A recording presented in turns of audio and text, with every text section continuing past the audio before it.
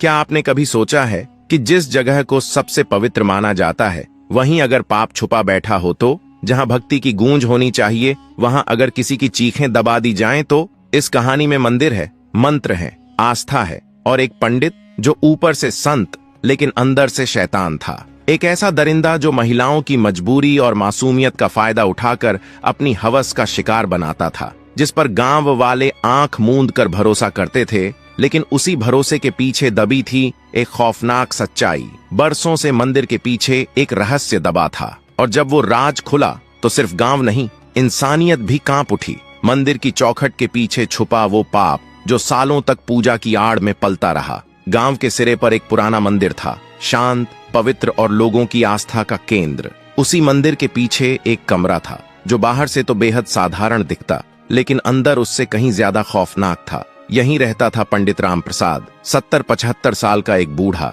जिसकी आंखों में एक अजीब सी चमक थी और बोलचाल में ऐसी मिठास कि लोग बरबस उसकी ओर खींचे चले आते। गांव वाले उसे नेक, विद्वान और साधु मानते थे। महिलाएं उससे प्रसाद लेने जाती और वह कहता, ये प्रसाद तुम्हारी सारी तकलीफें दूर कर देगा। पर असली सच्चाई ये थी कि ये प्रसाद दरअसल उसकी हवस का बहाना था। वो औरतों की भावनाओं से खेलता, उनकी कमजोरियों को समझता और फिर उनकी आबरू को अपनी हवस की भेंट चढ़ा देता। वह इतना शातिर था कि कभी किसी ने उस पर शक तक नहीं किया। गांव में उसकी छवि एक धार्मिक और आदर्श इंसान की बनी हुई थी, लेकिन उसके कमरे की दीवारों के पीछे छुपी थी एक स्याह हकीकत जो किसी ने देखी नहीं, पर कुछ चेहरों पर उसकी परछाई जरूर दिखती थी। उसी गांव में एक लड़की रहती थी, सविता। सविता एक गरीब किसान की बेटी थी, लेकिन उसकी आंखों में सपने थे और दिल में जज्बा। मासूमियत उसकी पहचान थी। वह विजय नाम के एक सीधे सादे दुकानदार से मोहब्बत करती थी, जिसकी दुकान गांव के बीचों बीच थी। विजय की ईमानदारी और मेहनत ने उसे गांव में पसंदीदा बना दिया था। सविता और विजय की प्रेम कहानी बरगद के पेड़ के नीचे और खेतों के किनारे परवान चढ़ रही थी, लेकिन सविता के पिता मनोहर लाल इस रिश्ते के सख्त खिलाफ थे।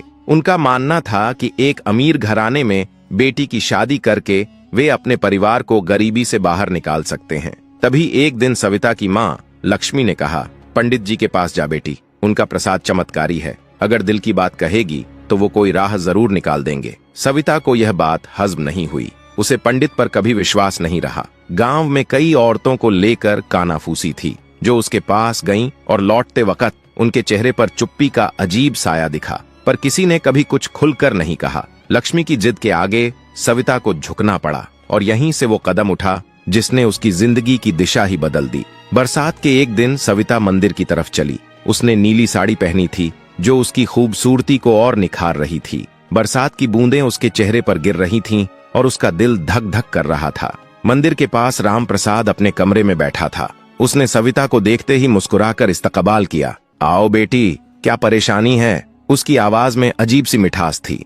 सविता ने हिचकिचाते हुए अपनी कहानी सुनाई। उसने बताया कि वह विजय से मोहब्बत करती है, लेकिन उसके वालिद इस रिश्ते के खिलाफ हैं। राम प्रसाद ने सर हिलाया और कहा, यह तो बहुत छोटी सी बात है सविता, मेरा प्रसाद तेरी जिंदगी बदल देगा। यह ले, और इसके लिए तुझे मेरी बात माननी होगी। उसने सविता को प्रसाद दिया और कहा, तुम्हारे दुख और परेशानियां दूर हो जाएंगी, लेकिन इसके लिए खास पूजा रात को अकेले करनी होगी। तुम किसी को ना बताना। सविता का दिल धक धक करने लगा। उसे राम प्रसाद की नीयत पर शक हुआ। उसने पूछा, क्या यह पूजा दिन में नहीं हो सकती? राम प्रसाद ने हंसते हुए कहा, बेटी, जादू रात को ही होता है, तुम फिक्र न करो, मैं तेरा भला ही चाहता हूँ। सविता घर वापस आई, लेकिन उसका दिल बेचैन था। उसने विजय से बरगद के पेड़ के नीचे मुलाकात की और सारी बात बताई। विजय गुस्से से भर गया। उसने कहा, सविता, यह पंडित कोई अच्छा आदमी नहीं है। गांव में उसके बारे में बातें चलती हैं, तुम उसके पास वापस नहीं जाओगी। लेकिन सविता ने कहा, विजय, अगर हम उसे बेनकाब ना करेंगे तो वह औरतों को अपनी चालों में फंसाता रहेगा। मुझे एक मंसूबा बनाना होगा। सविता ने विजय के साथ मिलकर एक मंसूबा बनाया। वह रात को राम प्रसाद के पास जाने वाली थी, लेकिन इस बार वह अकेली नहीं थी। विजय, गांव का पंच कृष्णा और उसका दोस्त अर्जुन छुपकर उसकी हिफाजत के लिए मौजूद थे। रात हुई। सविता ने अपनी माँ से छुपकर मंदिर की तरफ कदम बढ़ाए। बरसात अब भी जारी थी और उसका दुपट्टा भीग चुका था। राम प्रसाद अपने कमरे में बैठा उसका इंतजार कर रहा था। उसने सविता को देखकर मुस्कुराते हुए कहा, आओ सविता, आज तेरी मोहब्बत का ख्वाब सच होगा। उसने पूजा शुरू की और प्रसाद दिया। कहते हुए, तुम्हारे दुख और परेशानियां दूर हो जाएंगी। लेकिन उसकी नजरें सविता पर टिकी थीं। जैसे ही वह सविता के करीब आया और उसका हाथ पकड़ने की कोशिश की, सविता ने जोर से चिल्लाया, यह क्या कर रहे हो पंडित जी? उसी लम्हे विजय, कृष्णा और अर्जुन कमरे में दाखिल हुए। राम प्रसाद घबरा गया। उसने भागने की कोशिश की, लेकिन गांव वालों ने उसे पकड़ लिया। सविता ने सबको राम प्रसाद की असलियत बताई कि वह प्रसाद के बहाने औरतों को धोखा देता था। गांव वालों ने उसे सजा दी और गांव से निकाल दिया। सविता की हिम्मत की कहानी गांव में मशहूर हो गई। सविता के वालिद मनोहर लाल ने भी विजय से उसकी शादी कबूल कर ली। 1 साल बाद सविता और विजय की शादी हुई। शादी के दिन विजय ने सविता के हाथ में एक चांदी का कंगन पहनाया, जो मोहब्बत का बंधन था, ना कि किसी पंडित की चालाकी का। सविता ने घर संभाला और गांव की औरतों को सिलाई और कढ़ाई सिखाने लगी। विजय ने अपनी दुकान को बढ़ाया और दोनों की मोहब्बत हर रोज गहरी होती गई। लेकिन राम प्रसाद की कहानी खत्म ना हुई। उसके दिल में बदले की आग सुलग रही थी। वह गांव से निकल गया, लेकिन उसने अहद किया कि वह सविता और गांव वालों से हिसाब चुकता करेगा। 1 साल बाद गांव में एक नई अफवाह फैली। एक नया पंडित शंकरदास गांव के करीब एक छोटे से आश्रम में रहने आया। उसकी उम्र भी 70 से 75 साल थी, लेकिन उसका चेहरा पुरकशिश था। वह औरतों को प्रसाद देता और कहता, आपके दुख और परेशानियां दूर हो जाएंगी।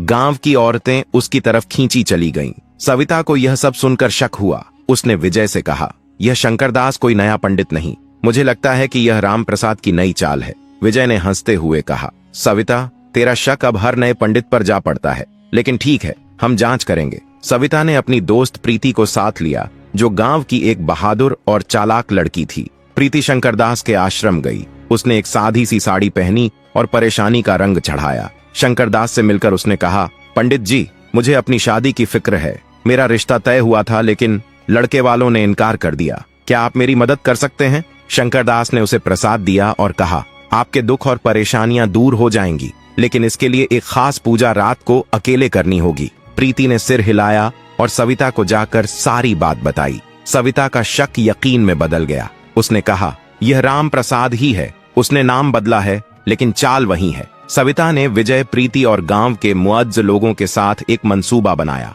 वह शंकरदास को पकड़कर पुलिस के हवाले करना चाहती थी। सविता ने अपना रूप बदला, एक पुरानी साड़ी पहनी और चेहरा दुपट्टे से ढांप लिया, ताकि शंकरदास उसे पहचान न सके। वह आश्रम पहुंची और कहा, पंडित जी, मेरी शादी को 1 साल हो गया, लेकिन मेरा शौहर अब मुझसे प्यार नहीं करता। क्या आप मेरी मदद कर सकते हैं? शंकरदास ने सविता को देखा। उसकी आंखों में वही चमक थी जो राम प्रसाद की थी। उसने प्रसाद दिया और कहा, आपके दुख और परेशानियां दूर हो जाएंगी, बस तुझे रात को एक पूजा के लिए अकेले आना होगा। सविता समझ गई कि यह वही पुरानी चाल है। उसने शंकरदास से कहा कि वह रात को आएगी, लेकिन इस बार सविता ने पूरे गांव को अपने मंसूबे में शामिल किया। उसने पंच कृष्णा, विजय के दोस्त अर्जुन और अपने वालिद मनोहर लाल को भी बताया।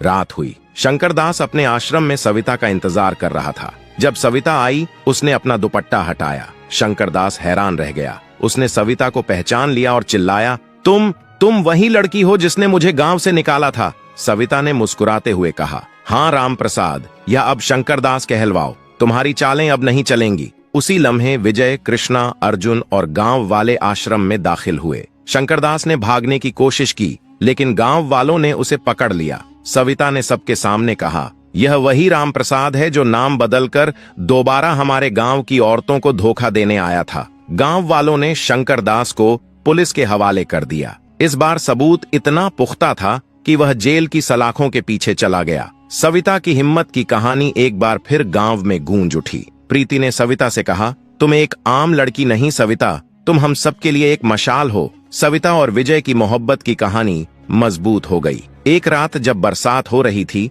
विजय ने सविता को अपने घर की छत पर बुलाया। उसने सविता के हाथ में एक चांदी का कंगन दिया। विजय ने कहा, सविता, यह मेरी मोहब्बत का वादा है। तुमने न सिर्फ मेरी जिंदगी बचाई, बल्कि पूरे गांव को एक धोखेबाज से नजात दिलाई। सविता की आंखों में आंसू आ गए। उसने कंगन पहना और विजय के गले लग गई। बरसात की बूंदों के बीच दोनों ने हमेशा साथ रहने का वादा किया। अब हम आपको एक और धोखे की कहानी से रूबरू कराते हैं, जहां सच्चाई की जीत हुई और ढोंग का पर्दाफाश हुआ। चलिए शुरू करते हैं अगली कहानी। गांव में कुछ महीनों से एक नया व्यक्ति आया था, जो खुद को स्वामी वेदांत कहता था। उसकी लंबी सफेद धोती, चमकदार माथे का तिलक और मीठी मीठी बातें सुनकर गांव वाले उसे एक पवित्र व्यक्ति समझने लगे। उसने दावा किया कि उसके पास एक अनोखा मंत्र है जिससे हर परेशानी दूर हो जाती है। स्वामी वेदांत ने कई गांव वालों से पैसे लेकर उनसे कहा, मेरे खास अनुष्ठान से आपकी किस्मत चमक जाएगी। कुछ लोगों ने इस पर विश्वास किया तो कुछ लोग संदेह में थे, लेकिन नेहा, जो इस गांव की शिक्षित और समझदार युवती थी, उसे यह सब कुछ ठीक नहीं लग रहा था। वह जानती थी कि कोई भी इतने आसान में चमत्कार नहीं कर सकता। नेहा ने अपने भाई राहुल और अपनी भाभी संगीता को साथ लेकर स्वामी वेदांत की हर गतिविधि पर नजर रखने लगी। एक दिन नेहा ने देखा कि स्वामी वेदांत एक पुराने मंदिर के पास अंधेरे में किसी से चुपके चुपके बातें कर रहा था। वह तुरंत वहां गई और छिपकर बातें सुनने लगी। उसने जाना कि स्वामी वेदांत का असली नाम विक्रम था और वह शहर का एक कुख्यात अपराधी था जो कई जगह धोखाधड़ी के आरोपों से बचकर यहाँ आया था। नेहा ने गांव के लोगों को सच बताने की कोशिश की, लेकिन कई लोग उसके बातों पर यकीन नहीं कर रहे थे। वे स्वामी वेदांत को एक सच्चा संत मानने लगे थे। स्वामी वेदांत ने धीरे धीरे गांव वालों को अपने जाल में फंसाना शुरू कर दिया। उसने उनसे नकली अनुष्ठान के नाम पर हजारों रुपए लिए और उनसे गांव की जमीन के कागजात भी लेकर जमा करने लगे। स्वामी की चालाकी इतनी थी कि उसने गांव के बुजुर्ग और रसूखदार लोगों को भी प्रभावित कर लिया था। इसके कारण गांव में उसके खिलाफ आवाज उठाना मुश्किल हो गया था। एक दिन नेहा ने अपनी भाभी संगीता के साथ योजना बनाई। उन्होंने गांव के कुछ युवा भाइयों के साथ मिलकर स्वामी के झूठ का पर्दाफाश करने की ठानी। नेहा और उसके साथियों ने स्वामी की झोपड़ी के आसपास छुपकर उसकी हर हरकत रिकॉर्ड की। उन्होंने सुना कि स्वामी अपने गैंग के लोगों से पैसे और जमीनों के सौदे कर रहा था। फिर एक रात नेहा और राहुल ने स्वामी के झूठ का सबूत लेकर गांव के पंचायत में उसका सामना किया। गांव वाले पहले तो हक्के बक्के रह गए, लेकिन जब नेहा ने वीडियो दिखाए और साक्ष्य रखे तो सबको सच का एहसास हुआ। स्वामी वेदांत ने गुस्से में आकर नेहा पर हमला करवा दिया, लेकिन गांव के जवानों ने समय रहते नेहा की मदद की। इस घटना से गांव में स्वामी के खिलाफ गुस्सा और बढ़ गया। पुलिस को सूचित करने के बाद स्वामी वेदांत को गिरफ्तार कर लिया गया। जांच में पता चला कि वह कई राज्यों में धोखाधड़ी और जमीन हड़पने के मामले में वांछित था। स्वामी के जाने के बाद गांव में फिर से शांति छा गई। नेहा की बहादुरी और समझदारी की कहानी गांव गांव फैल गई। नेहा ने पंचायत में कहा, कोई भी धोखा देने वाला कितना भी चालाक क्यों न हो, सच सामने आ ही जाता है। हमें हमेशा अपनी हिम्मत और समझदारी से काम लेना चाहिए। धोखे में मत आना, क्योंकि सबसे बड़ा जादू हमारे अपने दिल और दिमाग में होता है। उस दिन से गांव की औरतें और जवानों ने खुद को मजबूत बनाया और तय किया कि कोई भी बाहर से आए धोखेबाज को गांव में पनपने नहीं देगा। आखिरकार इस कहानी से हमें एक बहुत बड़ा सबक मिलता है कि आस्था तब तक पवित्र है जब तक उसका इस्तेमाल सच्चाई और अच्छाई के लिए किया जाए। लेकिन जब कोई व्यक्ति उसी आस्था का मुखौटा पहनकर लोगों को गुमराह करने लगे तो वो इंसान नहीं, एक सामाजिक दानव बन जाता है। ऐसे लोगों को पहचानना, उनसे सवाल करना और उनका सच सामने लाना हमारी जिम्मेदारी है। सविता जैसी साहसी महिलाओं की कहानी हमें ये याद दिलाती है कि जब इंसान अपने आत्मविश्वास और सही सोच के साथ खड़ा होता है तो कोई भी झूठ ज्यादा देर तक टिक नहीं सकता। ये कहानी सिर्फ एक धोखेबाज की नहीं, बल्कि हर उस इंसान की चेतावनी है जो किसी के विश्वास का फायदा उठाने की सोचता है। और ये सलाम है उन लोगों को जो आवाज उठाते हैं, सच का साथ देते हैं और समाज को अंधविश्वास से बाहर निकालते हैं। अगर आपको ये कहानी पसंद आई हो तो इसे लाइक कीजिए, शेयर कीजिए और अपने दोस्तों और परिवार के साथ जरूर बांटिए, ताकि हर कोई ऐसे फरेब से बच सके। और हाँ, ऐसी और भी हिम्मत भरी सच्ची कहानियों के लिए हमारे चैनल को सब्सक्राइब जरूर करें, क्योंकि हम हर बार लाते हैं एक नई रोशनी जो अंधेरे से लड़ती है। याद रखिए, सच्चाई की ताकत से बड़ा कोई अस्त्र नहीं। जब तक आपके अंदर सवाल करने की हिम्मत और सच को स्वीकारने का साहस है, तब तक कोई भी झूठ आपको जीत नहीं सकता। बने रहिए हमारे साथ और चलिए मिलकर फैलाते हैं सच की रोशनी पूरे समाज में।